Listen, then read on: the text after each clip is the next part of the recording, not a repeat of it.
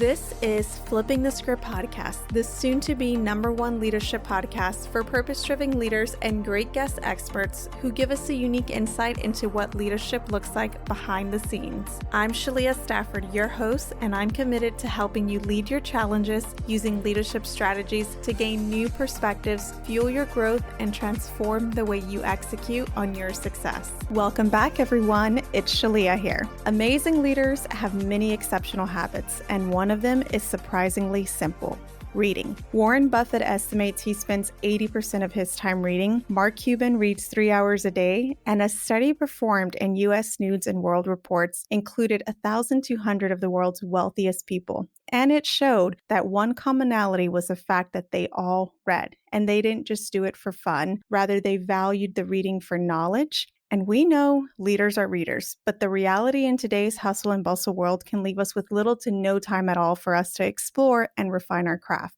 As an avid reader myself, I am thrilled to connect you to a founder of a company that has made it possible for me to stay engaged with honing my craft and exploring new strategies to transform the way I execute on my goals. Our guest expert today is Steve Cunningham, the founder of Read It For Me, the #1 book summary service for entrepreneurs, executives, and business coaches. Read It For Me gives you the best of a book in 12 minutes. And the reason that it works really well is because it includes both video and audio to help you summarize each book. And they also provide you workbooks that give you an opportunity to use the techniques described in books immediately in hopes for better retention. Steve, thank you so much for joining us in the next 30 minutes of our episode today.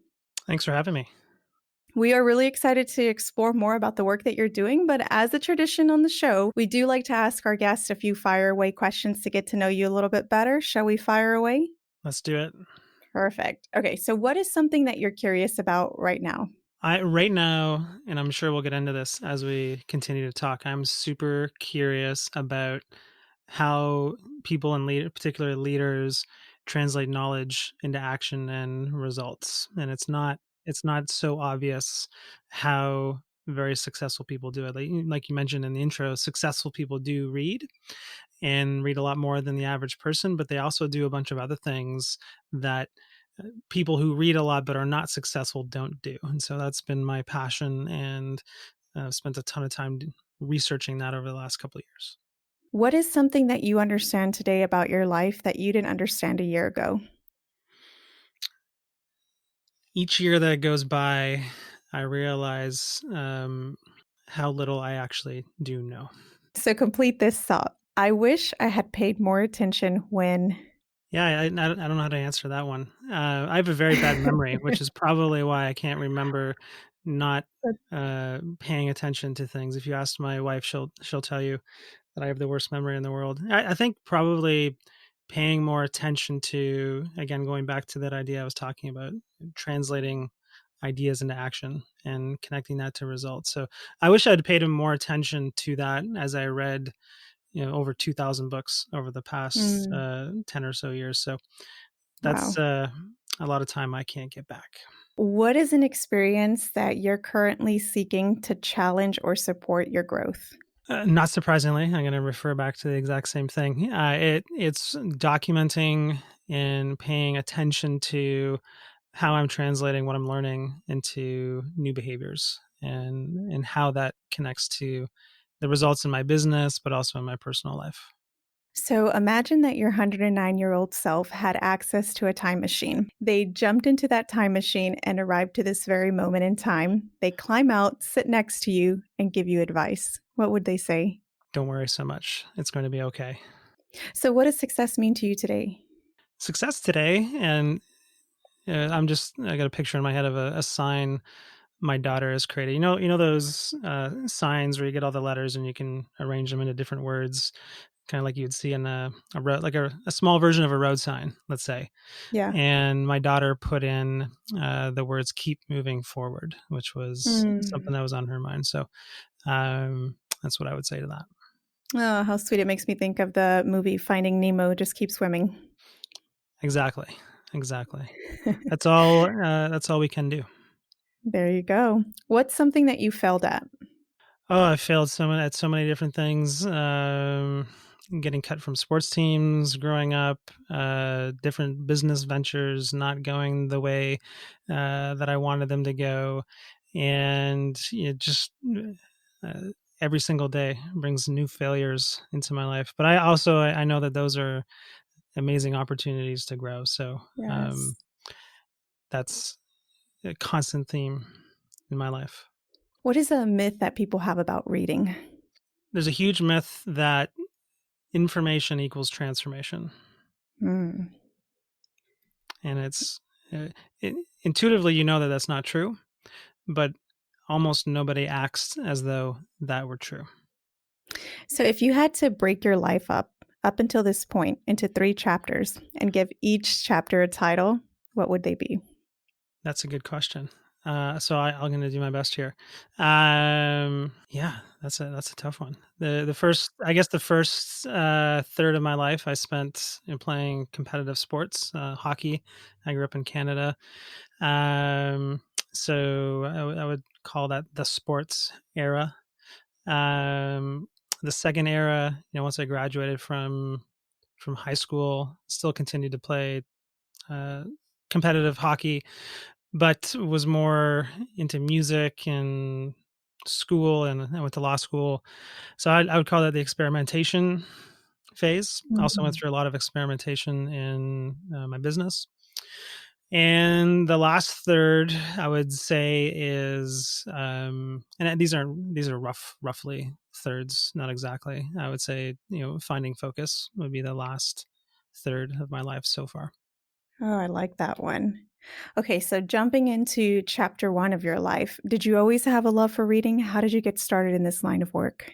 My dad would rock me to sleep telling me stories when I was a very small kid, and he took a big interest in me, uh, developing me to be a reader. So I've grown up around growth minded people. Was always encouraged to read books that were not assigned to me in school, and so yeah, reading is always been a part of my life. And I would say more so just curiosity for ideas and viewpoints that I would explore and was encouraged to explore. And how did you get started with Read It For Me? Is it something that you started right out as your first line of work? It was a complete accident, like everything else in my life. My story is, I went to law school for I was a lawyer for exactly 1 week. I graduated from law school, and worked as a lawyer for 1 week, sticking around with a firm that I had done some previous intern work with. Um, from there, I joined a family business, which at the time was a small signage company, and it was my father's business. He made me the president of the company very quickly, which was not a smart move, but he did it anyways. Hindsight's 2020. And then I decided at that point I didn't want to be in a small signage company for the rest of my life, so I created a marketing agency inside of the company. And that was around the time when social media was starting to become a big thing in business. Nobody had actually applied it to business yet, and there was ideas about how you might do it, but there was no actual case studies like we have now. And so it was very easy for me to, I had I think a few thousand followers on Twitter, and I knew enough about business that it was very easy to get speaking engagements and be positioned as an expert in social media, rightly or wrongly, again. And just backtracking just for a couple of seconds, when my father made me the president of the company, I knew nothing about running a business. So I did what I always had done throughout law school, which was just read as much as I could and summarized all of the information so that I would have some place to go back to refer back to the notes. So I did that as I was reading those business books. And so fast forward, I'm getting these meetings with VPs of marketing and CEOs, and I would try to create a little sales one-on-one rapport, and they would always have stacks of books on their desk. And so I would invariably have read one or two or three of them. So I would ask them, "What do you think about this idea from that book or that idea from this book?" And they would eventually stare back at me blankly, maybe cross their arms, and then sheepishly admit that they hadn't read the book. So I felt bad Mm. for putting them in that position, and I'm sure that didn't help in the sales process. But um, what I realized was that just trying to be helpful, I would send them the summaries of the books that I had read and I had summarized. And slowly that turned into, can you do this book or can you do that book? And it just slowly turned into a business. And there was a little bit of a social media case study aspect to it as well, where we created video thinking that if we created it in a fun and engaging way, people would pass it around to their friends and that would drive traffic back to our website and yada yada, that would get us more marketing clients. So I was doing content marketing with these book summaries before anybody called it content marketing. So Wow. complete accident. One day decided that we would put up a PayPal paywall to see what happened. People started paying us. I cold emailed the CEO of Zappos. They became my first corporate client, and so the rest kind of is history. And yeah, it's a complete accident. Wow. And so one thing that I hear from so many people is that they want to read, they just don't have the time to read. And I have to admit that I also was in this situation once myself. And I remember a mentor that I have telling me, and I was leading teams as I've always done in my career. And he said, Shalia, you can't afford the option not to read. Your team is expecting you to stay on top of your craft and to continuously hone it. And he was a big reader himself and constantly introduced me to new ways to explore different perspective in books. How are you seeing this is changing the way that organizations partner up with their teams and their leaders to help them with similar issues that we were having in the beginning? Well, I think it's still a challenge to get people to read more. And one of the going back to the root principles, which is something that we've done over the past couple of years, as we've noticed that this is a hard thing to get people to do, is Yeah. that what leaders actually want their people to do is to get better at the things that are going to produce better results for the company. And Mm. so that, and sometimes a book is not a great format for that because it takes such a long time. And on top of that, they're mostly expecting people to do it on their own time, especially sales reps. Like getting a sales rep to take an hour out of a day to do something like that is pretty tough because that's taking away their earning time. So, um, what once you realize that what we're trying to do is to get people to get exposed to some new ideas and some new behaviors that would potentially produce better results for their company and for themselves, if they're a sales rep especially, that's going to go direct to their bottom line. It's really about getting them exposure to those ideas, and so whether that's through a book or through a video or through a speech that someone's giving, is really that core element of exposure to new ideas and specifically tactics and strategies on how to do something better. That's the key. I love the way that your videos are very visually engaging as well. As I'm sitting here thinking about this, as someone who loves to read books, one of the frustrations that I typically have after reading a book is that I want to go put it into practice, right? It's like I just learned a new way to communicate. Can somebody give me a scenario where I can use this? How are the micro courses that you have and some of your other offerings helping more people put this information, as you were saying, into translation and to great action behind it? Yeah, so that's one of the interesting things that we found is when we studied. Yeah, I've been blessed to have access to very successful people because of the business that we run, and Mm. for whatever reason, very successful people answer my emails, they respond to my phone calls, and so I've spent a lot of time with them. And what I've noticed is that all very successful people are problem solvers. And Mm. what I mean by that is they don't randomly go out and adopt somebody else's reading list. What they'll do is they'll say, this is a very specific problem I have right now, and I'm going to figure out the best way to fix that." And in general, there's obviously different people do this in different ways, but most successful people will go out and search out the world's top experts on a specific subject, Hmm. consume their content, whether it's a book or it's bringing them to their company to do a workshop, whatever it is, and then take the best of what they find and apply it to their current situation. That's a lot different than how most people learn, which is, I heard about this great book and I'm going to go read it, and then try to find some application for it, versus being laser focused on, I have this problem I need to solve right now, I'm going to go find the right strategies and tactics to solve that. It sounds like a small distinction, but it completely changes the way they go about it. So to answer your question about the micro courses that we've built, once we saw very successful people adopting that pattern of learning, we also knew that the universe of things that are problems they needed to solve was not infinite, and there's a lot of them that are just very straightforward. Like, give you an example. Yeah. So a micro course in our system is a collection of the top 3 books on that particular topic. So we have, as an example, a micro course on having difficult conversations, and so the top 3 books on that subject are Crucial Conversations, Difficult Conversations, and Fierce Conversations. And so we put those things together for folks, and leaders find that very helpful to be able to just get a tour of all of the best thinking on a very particular topic in less than an hour. And so now they're able to decide, do I want to dive into this book or this expert's content more deeply, or can I actually just get started applying part of what I need to get done right now? So hope that answers the question.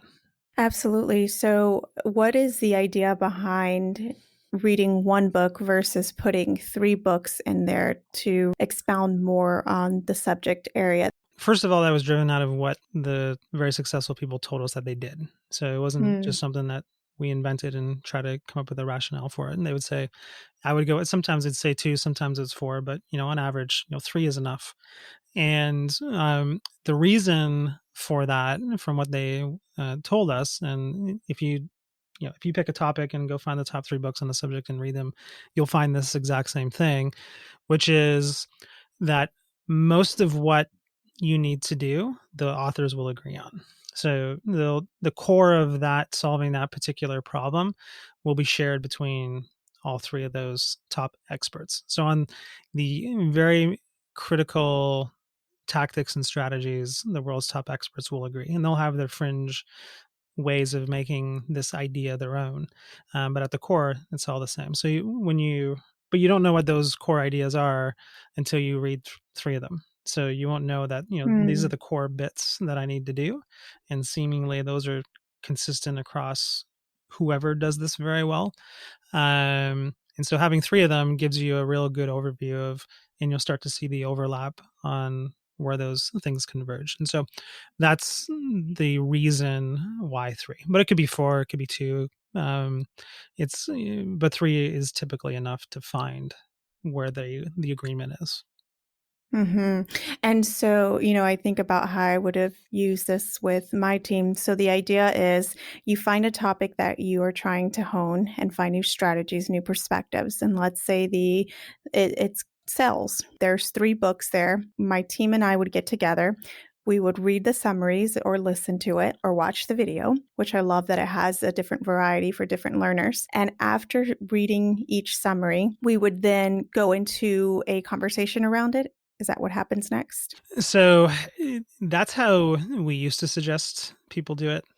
And just to be more specific, like, sales usually isn't a problem. That's like an abstraction of a problem. It's usually like, our prospecting numbers suck this Mm, month, so let's find a solution to it, or find a new way of yeah. prospecting. And so what we would suggest, and typically you have like 1 or 2 or 3 people with that problem. Not everybody has that problem. And so we would, I'm trying to cross the bridge into what we've been working on now, but the idea is that you want to pick a very specific problem. It's probably a problem that a specific person has, and have them work on that specific problem, versus forcing everybody in the group to work on that problem. Mm, So it becomes more of a coaching scenario than a group discussion scenario. And when everybody is working on the things that are on fire for them, like, this thing has to get fixed, they're typically very motivated to do it. Where, if you got 10 sales reps in a room, and 7 of them are killing their prospecting numbers, you probably don't want to tear them away from their work and have an hour long conversation about how to do better prospecting. That's just going to frustrate them.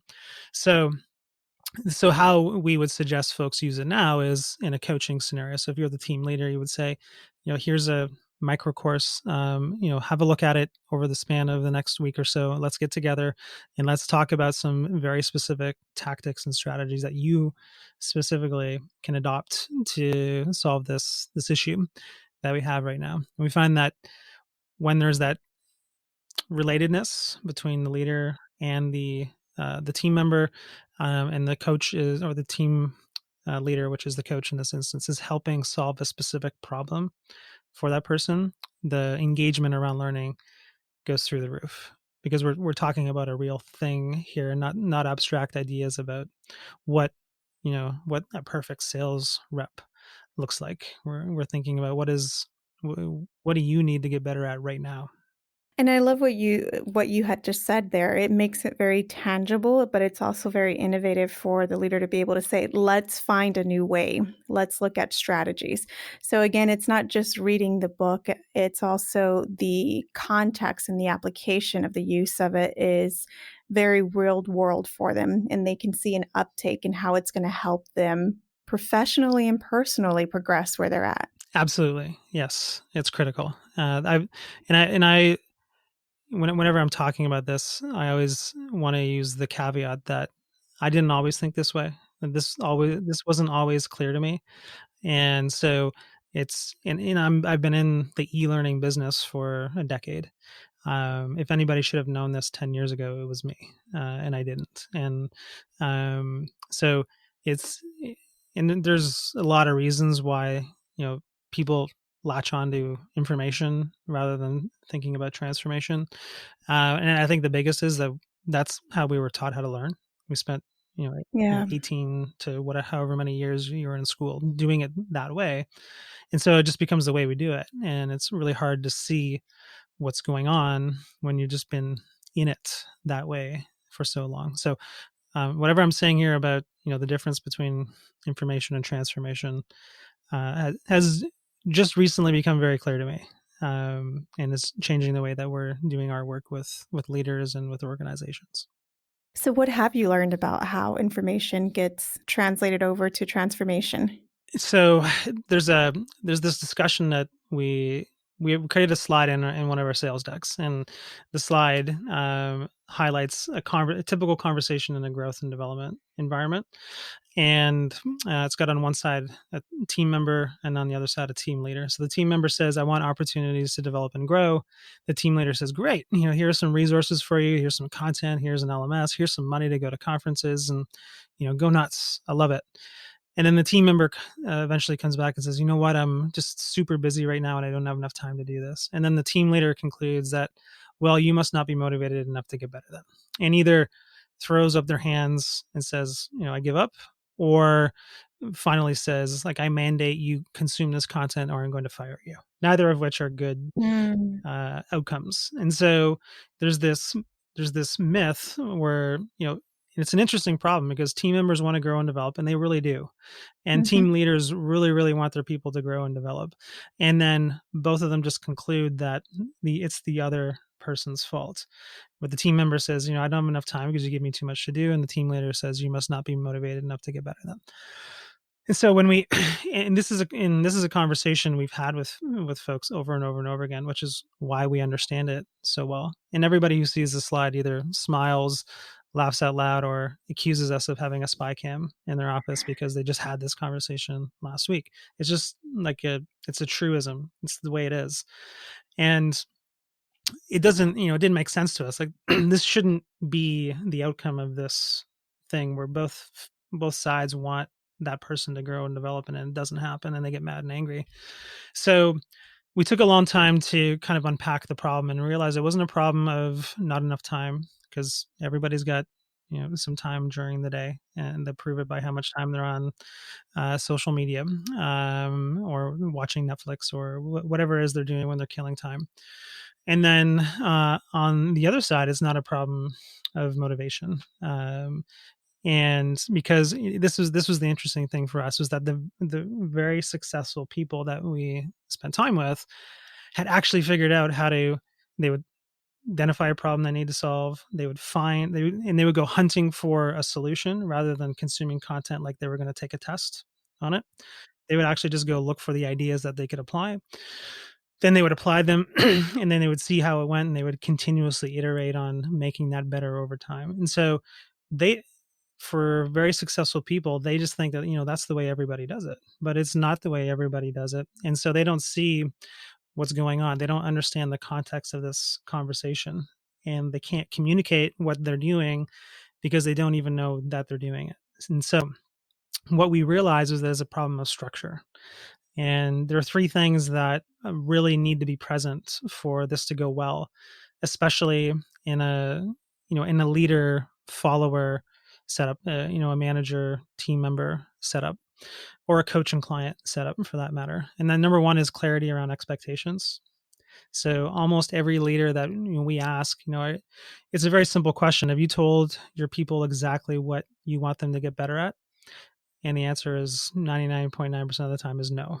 Because if they were clear about it, we wouldn't be having this discussion. And so very clear expectations around, here are the skills you need to develop yourself in. And we're going to work with you on that. And that can include, skills for their job. It should also include like their specific job duties, like here are the tasks, repetitive tasks that you need to do. And then it should also include like the core values of the company. Like those are all development areas for people. The second thing that is typically not present is a system or structure for continuous improvement. And we've been noodling on this one for a long time. And there are plenty areas of the world and in business and in healthcare and the airline industry that have figured this out. And it's basically if you can envision an infinity loop with four quadrants, and the words prepare, act, reflect, and improve on it. So if you're going to adopt a new skill, you first need to prepare to do that skill, which typically means just writing down the steps of doing it. So if you're going to do a new prospecting technique, you probably just need a list of steps to remind you when you're about to do it that this is what I'm going to do, because you've never done it before, which sounds obvious. Then you need to do it, which is obvious. And these are the last two parts that most people skip, but successful people don't, is reflect and improve. So how did it go? What went well, what didn't go well, and then improve. What can I do better the next time? And then they just continuously do that over and over and over again against all of the things that matter, which would be the problems that keep coming up. So they solve problems that way, and then they make sure that they put in place a system so that problem never happens again. Which we've boiled down to, it essentially looks like tracking behavior. So if you want to adopt a new prospecting technique, you should have that person write down the steps for it, and then you should have them track doing it over time. That will lead to them doing that strategy or tactic over time. And then you get back together again the next month and you say, well, did that move the needle? And if it did, great, just keep doing it. And if it didn't, we need to find something new. It's not a sexy thing, but it's the only way that things get better. And then the last thing, so that's the second thing. The third thing is what we call coaching for change. And that is a relationship between the leader and the employee. And that includes, without getting into the weeds on the details, this is something from something called self-determination theory, which says that in order to help people continue to strive towards their goals, you need to make sure that they have relatedness, autonomy, and competence. Relatedness meaning you feel like somebody cares for you and for your progress. So that would be your manager actually caring about you. And there's strategies to care about people that you don't necessarily care about. Like that person has to feel like they care about you. So whether you got to fake it or put yourself into a situation where you end up caring about them, like that's what you need to do. Autonomy, which is they need to feel like they have some control over this process. So they need to feel like I'm choosing the strategies. I'm deciding that I want to get better in this area, which will keep them going, and what things I'm going to adopt over the long run.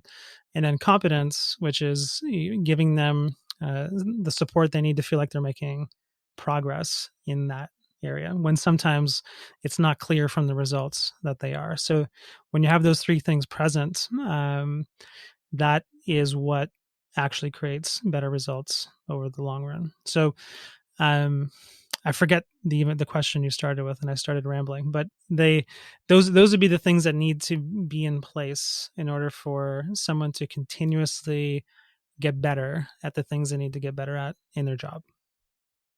Hmm. I love it. It's almost like a build your own strategy to your own professional and personal development.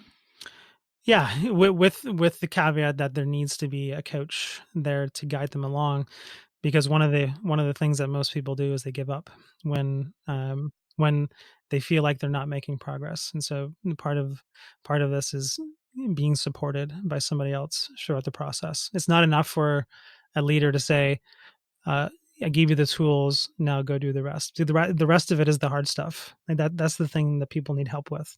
So it is a strategy problem, it's a structure problem, it's not a time problem, and it's definitely not a motivation problem because everybody has motivations to get better. You just got to find out what they are.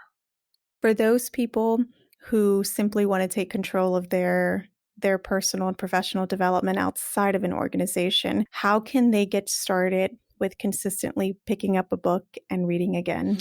The structure is probably very similar, where you're going to do the same things, except you'd want to find somebody else in your personal life who will be there to support you. And so you probably want to Yeah. search out somebody from your network of friends or your colleagues, someone that is as growth minded as you are, and then work together on your own personal and professional development. And then it's once it's identify problems that you need to fix, find the right content for that. Plug for Read It For Me. One of the things that we do very well is we've identified the things that people want to and need to get better at, and are continuously producing micro courses against that set of needs.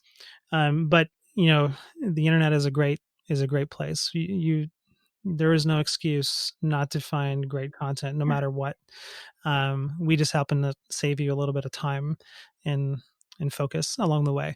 And then document the things that you want to get better at. Track how well you are doing at implementing those things, and make sure you're in some relationship with another growth minded person, holding each other accountable and supporting each other. I wish there was like a magic bullet for it. Yeah. But in most of what this is what I usually say to people. I'm going to tell you a lot of things that are going to sound very obvious to you, and you probably know everything I'm going to say. But that's not the point. The point is, are you doing it? And you're not Yeah. doing it for some very specific reasons, and those are the reasons that I was walking you through.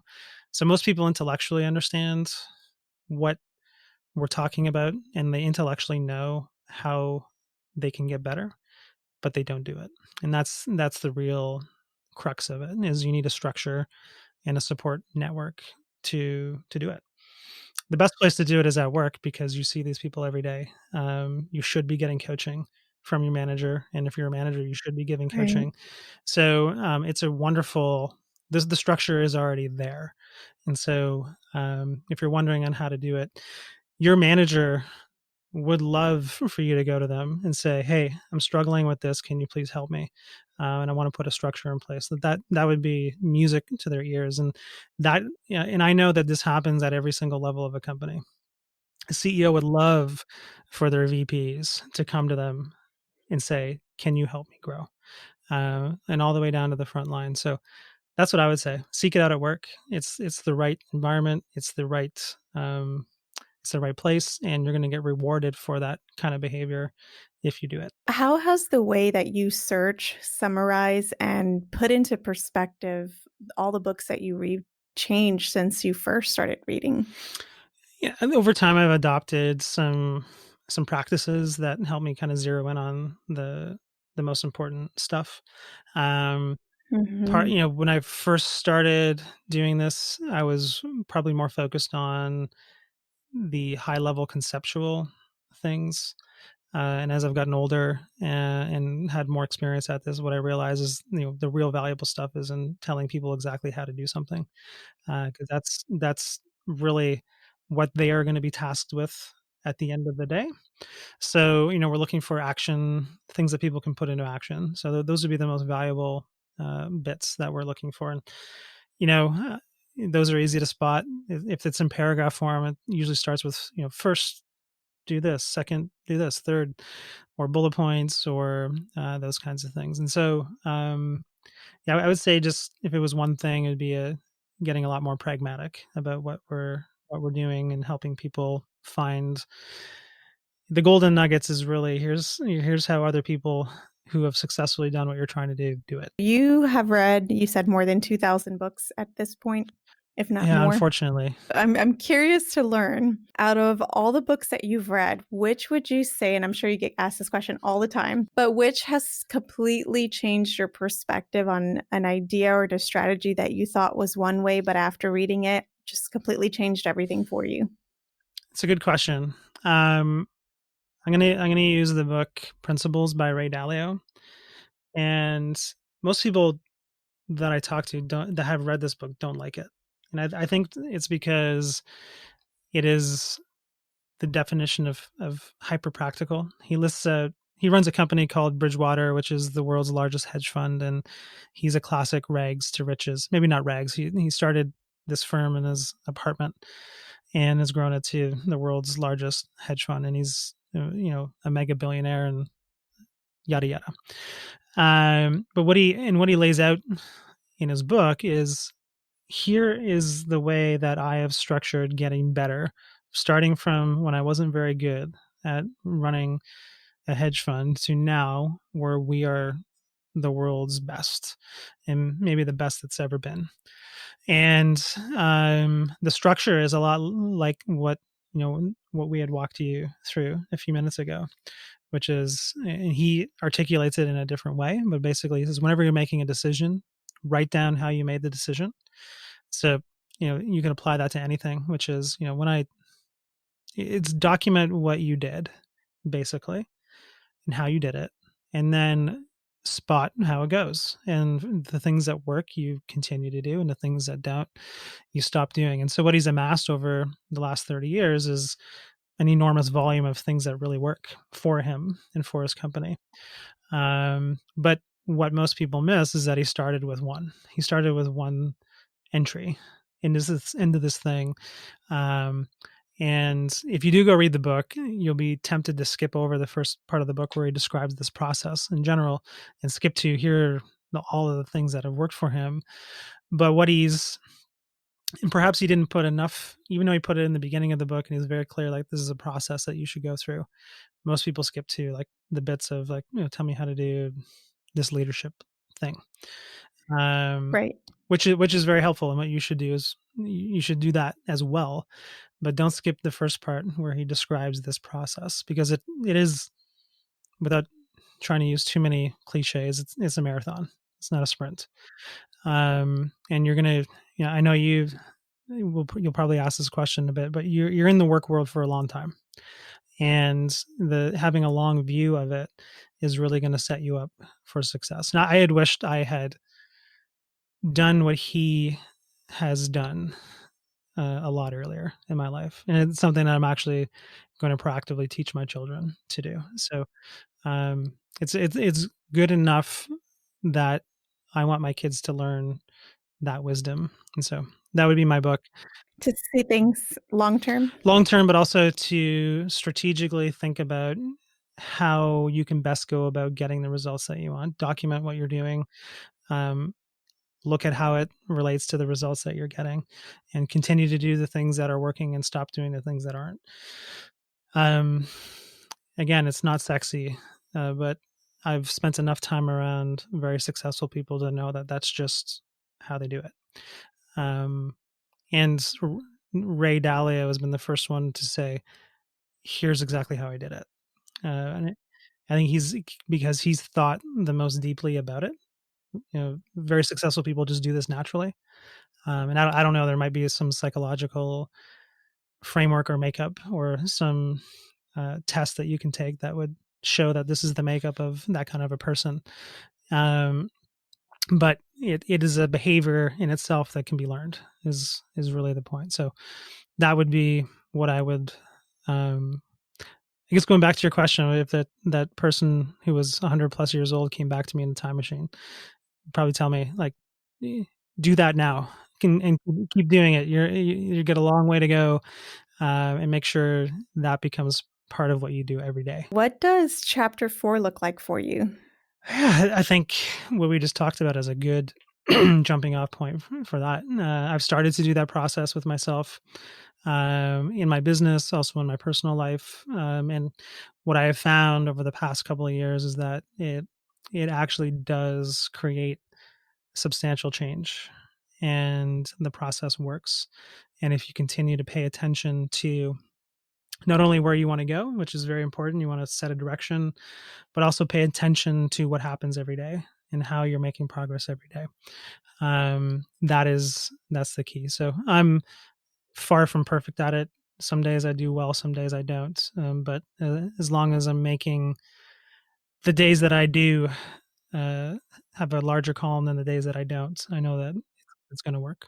As we wrap up the show, we love to have our guest experts leave our audience with a challenge. Based on our conversation today, what challenge would you leave our audience with?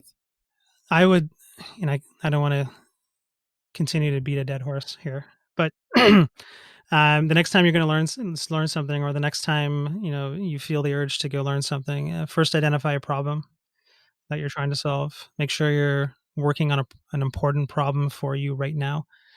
Don't look for something that might happen to you one day. So don't go to the top 52 books that Bill Gates is reading this year.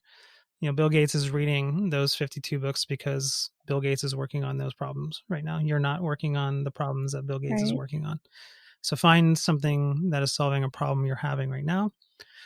Look for the behaviors that you can adopt in that book you're reading, or that video you're watching, or that podcast you're listening to, and then document what behavior you're going to change, and then track it. And then every time you do it, don't just check it off, complete the loop of reflecting on how did it go, what can I do better next time, and improve that process, and then just continuously do that over time. So that'd be my challenge. Do it once. I think you'll find that it goes very well and that you actually make progress. And then my hope would be that you just continue to do that way forever. Steve, how can our audience learn more about your work and get in contact with you? They can go to readitfor.me, and we're going to set up a special landing page for Go Flip the Script listeners. So you can go to readitfor.me/Go Flip the Script. And you can find me on Twitter, although I don't spend too much time there, at Steve Cunningham. Perfect. To our listeners, the ball is in your court. I challenge you to take action, continue the conversations, and reach out to Steve at Read It For Me to partner with him in your leadership journey. You are listening to Flipping the Script. We'll see you on our next episode. Steve, thank you so much. Thanks for having me. If you found even the smallest nugget of wisdom in this episode, share it with a friend and your friend will thank you. Let's continue the conversation with like-minded leaders and join us on Facebook at Go Flip the Script. Until next time, I challenge you to incorporate what you learned today to evolve your leadership impact.